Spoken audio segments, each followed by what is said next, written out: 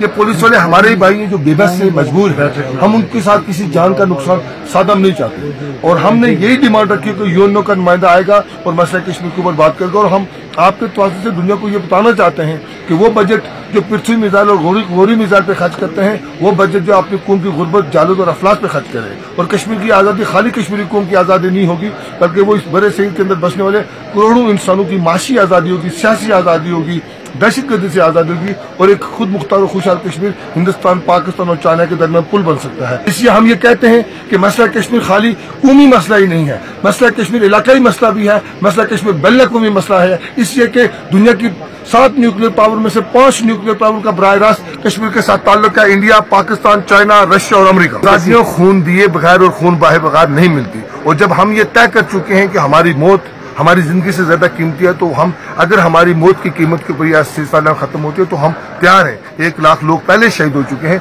क्योंकि एक नस्ल को बरस दूसरी नस्ल के लिए कुर्बानी देनी पड़ती है। और हम ये समझते हैं कि इस वक्त हमारा जिंदा रहने से ज्यादा हमारा इस बॉर्डर लाइन के ऊपर मरना ज्यादा जरूरी है। ये एक पब्लिक सिविलाइज्ड मूवमेंट है जो हम दुनिया को ये पैगाम देना चाहते हैं कि हम मासूम इंसान हैं और हम इंसान दोस्त हैं, हम इंसानियत पे यकीन रखते हैं। और वो लोग जो हमें गोलियों और बारूद से कत्ल करना चाहते हैं, उनका चेहरा एक्सपोज होगा, उनकी बर्बरियत एक्सपोज होगी।